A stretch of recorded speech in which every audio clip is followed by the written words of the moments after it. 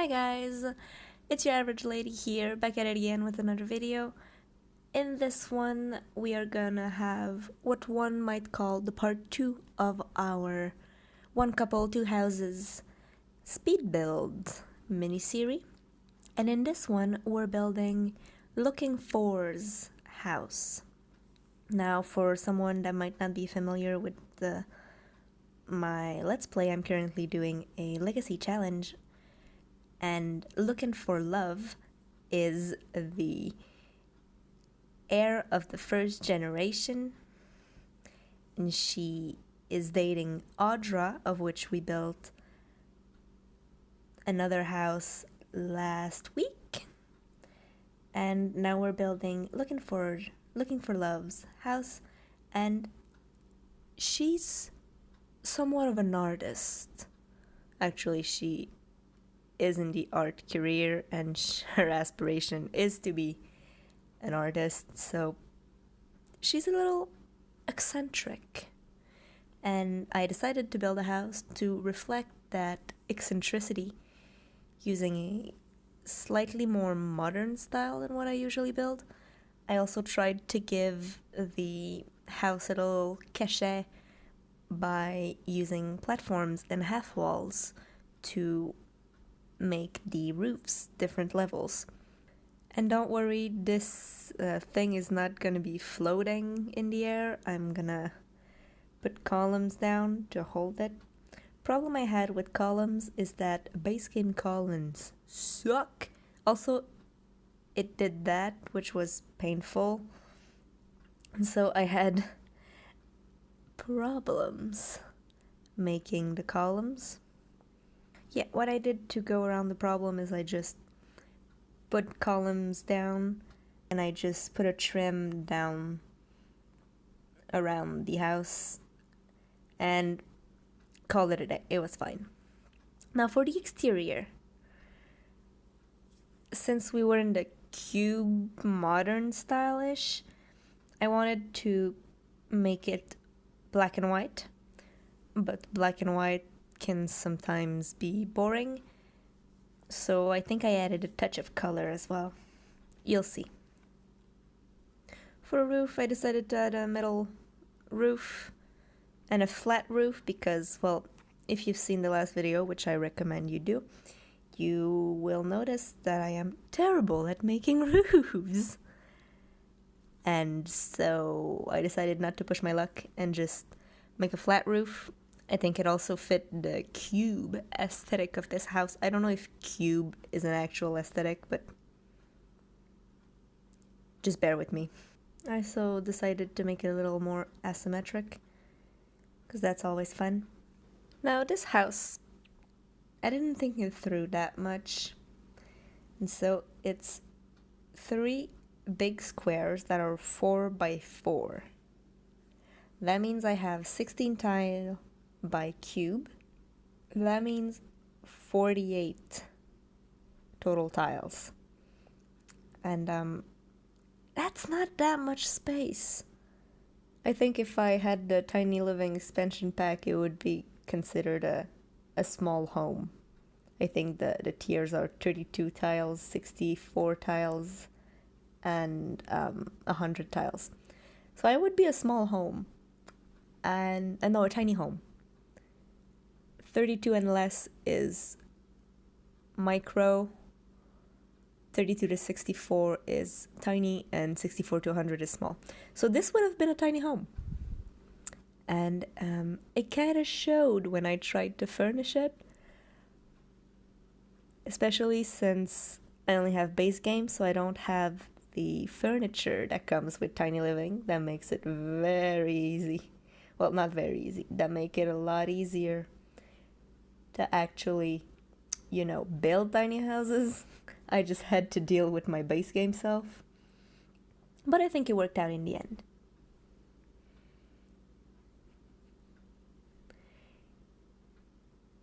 It's for you guys to tell. You'll tell me if it was good or if I made a terrible job. As you can see, we went for the white and black aesthetic, but we also used some of this rust color to make it pop a little and make it not too boring, you know. Because I'm not here to make a boring house. I am here to make an artist's house. And my artist is everything but boring. I'm just kidding. It's a very generic looking sim. But I'm trying to make her an exciting house. I'm also going out of my comfort zone in this, because when I usually build houses, either for this challenge or for the fun of building things, I don't do much of modern aesthetic things. I do cottages and cozy suburban houses. But hey, we here. We try something new. You can also see me trying something new here with the goddamn stairs that I swore to myself that I would never put another ladder in one of my builds because ladders are the devil. Unfortunately, as you can see here, I kind of gave up on that dream because it's not a lot of tiles, and I didn't have like 8 tiles to waste on a staircase. And so we put a ladder in, but this house is planned for 1 sim, 2 max, because there's a double bed. So there is no intent for a child/toddler to live there. And so I will ask you to don't come for my head, please. I put a ladder in. I already hate myself for it. You don't need to tell me about it. Also, these counters are beautiful. I really like them. And I am terribly mad that they don't match. As you can see here, the woods on the top don't match the colors on the bottom. So if you want light wood on top, so nothing works on that. And I was thoroughly pissed about it. As you can see, the fumble I'm doing, I was thoroughly pissed about it. How dare it?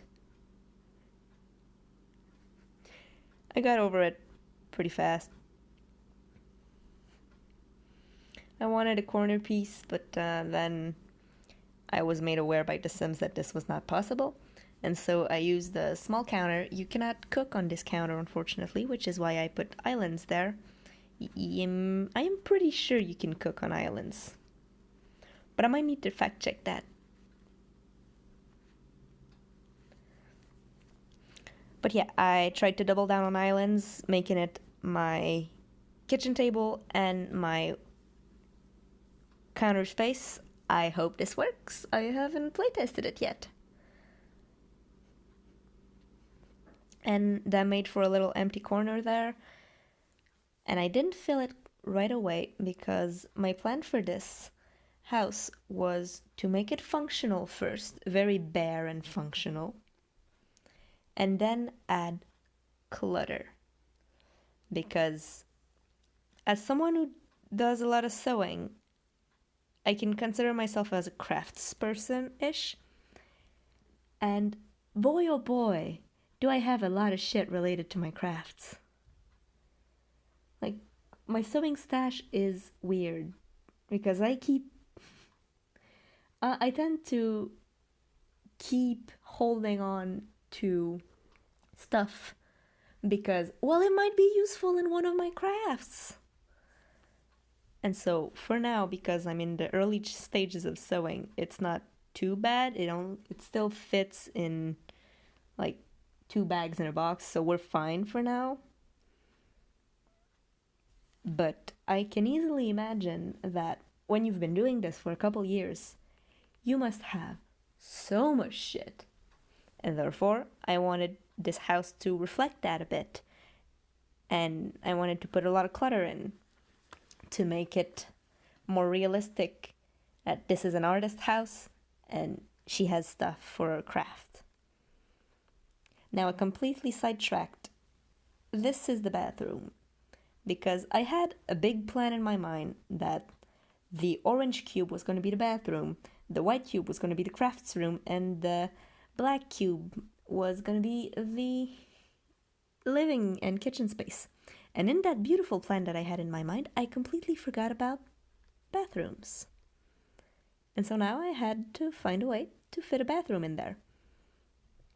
And my way to do that was to move objects, that thing, straight into the wall, and hopefully you can still get in and out of the shower.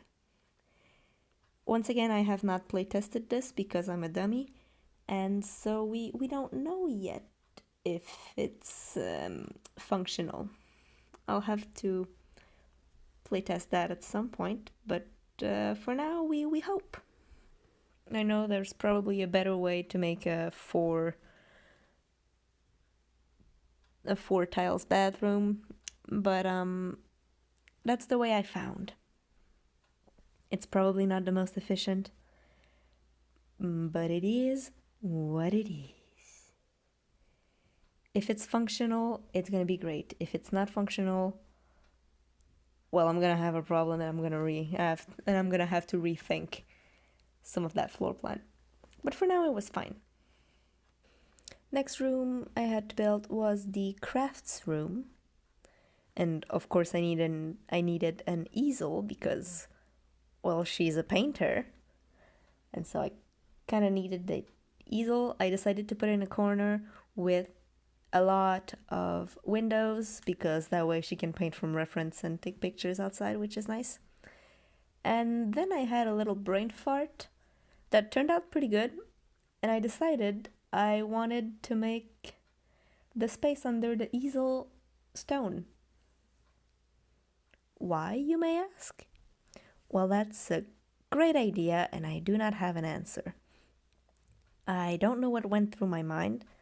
I think what I intended was to make a space that was easily cleanable, because if you actually paint, you need to be able to clean the stuff that falls on the ground, and wood is not always easy to clean. So that was the reason I put a corner of stone there. The rest of the corners and why I decided to do that wooden arrow in the middle, I have no clue. I don't know what I was on that day. I have no idea what happened, but hey, it's funky. Don't worry about the empty spaces. Once again, we will clutter that shit up. Also, there was this little corner over there that was very empty, and so I decided to put a computer there because we don't have a TV in the living room downstairs, and so I wanted a little entertainment station. Now, the problem is, in the base game, the desks take up 2 spaces, and so I had to use a kitchen table, a square kitchen table, to put the computer on, and I had very limited choices. They all looked really ugly, but that was the least ugly of the batch. I also put a cheap computer there. I can always upgrade it once I live there and stuff. And the other corner of the room will be full of clutter once I come back to it, don't worry. I know it looks empty. The bedroom was not very complicated. A bed, a couple nightstands. Tried to put a good quality bed in there because, well, she is gonna sleep there a lot. I also decided to go for mismatched tables, once again to go with the clutter aesthetic. Ah, yes, I went into the debug menu. That was painful. And the reason I went into the debug menu was to find the first articles of clutter. And so I wanted some fruits or veg. I don't know if these are apples or tomatoes. Well, I guess apples and tomatoes are both fruits, so I wanted to put fruits on the counter. I also wanted to put blank canvases in the corner there. because, well, you're an artist, you need canvas. In The Sims, canvas magically appears when you decide to start painting, but in real life, I can imagine how someone would stock up on canvases. I'm gonna still call it canvas. I can understand how someone could stock up on them throughout the years, but these were in debug, and finding shit in debug is painful. So painful. Because nothing is sorted, nothing has a name. And at that point, I was just scrolling through debug, trying to find something interesting. A bucket, because I assume you put your brushes in a bucket when you want to clean them. I don't actually know. I am not a painter. If I ever try to paint something, it'll probably be a finger painting, and it probably will look like a toddler did it. I have other talents. So yeah, we're looking around. Don't mind the fact that there's a cowplant berry there and that I could have just gotten a cowplant berry from debug instead of spending a whole episode getting a cowplant berry. Don't mind me. Adding clutter in the kitchen. I was trying to get a cool backsplash thing going on with that. It didn't work out. I put some other stuff instead. And that's when I found postcards. Now, for some reason, I have a lot of love for postcards. I think it's a very cheap and easy way to get a souvenir when you travel and you don't have that much money to buy gifts and things. I think postcards are pretty fun for that, and so I wanted to make a postcards wall. Now, it is not canon for Looking for Love to be a traveler because, well, the only time we got out of the house with her, the only times we get out of the house with her is to send her to work, or that one time we went out to get, well, a girlfriend, Audra, and a terrible date that ensued. But aside from that, we didn't travel that much with Audra. We didn't travel that much with Looking For. And so maybe the postcards are a way for her to escape, to somehow travel. Maybe in The Sims there is also a global pandemic that stops her from moving around and traveling. Maybe that's why she has postcards. You give that the meaning you want. She has postcards. You can fight me. At that point, I also found a stack of old paintings leaning on the wall, and I thought that was very suiting too. A little bit like unfinished projects, maybe. Because, well, you know, we all got some of those unfinished projects or finished projects that have no practical use, and so they chill on the floor of your apartment for the next 6 weeks until you realize they're useless and either throw them away or repurpose them. I'm not projecting onto Looking For. I don't know what you're talking about. Look at that beautiful bathroom. I accidentally deleted the toilet. Don't mind it. And that little canvas was glitching, so I removed it and left only the big canvas. And now it's time to decorate the bedroom as well, and I found this lovely pride flag, and I thought it would only be suiting for Looking For Love to have a pride flag, considering, well, she was dating a woman for the majority of her adult life, and so it was only fitting to have a pride flag there. I also wanted to put like cork boards and other things because this looked like a place where you pin your ideas if you get concepts when you wake up and you just don't want to forget your idea and you just boop a concept on the wall. I thought that was nice. Also added a little outside dining area since there isn't a dining table inside of the house. I thought we could put one outside. And since we don't have seasons, it's never gonna rain on it, which is great. It's also covered by the second floor. And then, under the bedroom, I had this thing separated by columns, and I decided to make it a little outdoor retreat kind of place. I added another easel in case the inspiration strikes while she's outside. And I also had to continue the pathway with the low-lying plants to reach on the other side to Audra's house, because, well, this is the point of them living that near to each other. It was to make it so that they could still see each other even though they were no longer living together. Because I don't think I explained this right last time, so I'm gonna re-explain it. If you already understood it, just skip ahead or watch me paint some stuff on the terrain.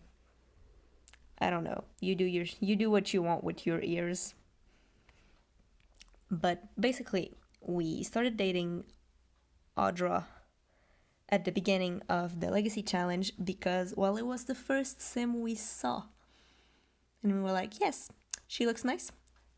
She looks pleasant. She looks like she has a nice personality. Let's date her. Well, the Sims being the Sims, it was easy to befriend her and to start dating her. But the interactions between the two were only positive when I was the one forcing them to be positive. When you just left them on autonomy and let them do their things, they didn't quite get along. And so I figured that maybe they weren't meant to be together. Maybe we forced that a little bit. And so that now they have a child together, and they're basically staying together for the benefit of the child at that point. And so once the child grows up, we can move Audra and Looking For in their separate houses, because I think this is how they would be happiest. But let's not forget they also spent most of their lives together, and so they can still be friends. And that's why I put the little pathway in there. It's like a fun neighbor thing. I don't know if it makes sense. It doesn't need to make sense. I just built two houses next to each other and they're connected by a pathway. And so there you go, guys. That is my little house for Looking For Love. I hope you've enjoyed this video. If you did, you can leave a like, you can leave a comment. And if you didn't, well, why did you watch almost half an hour of it? That's on you. And for those who liked it, or just those who let it play in the background while they were doing other things and forgot it was boring, thank you for watching. Thank you for being there. And I'll see you guys next week. Bye bye.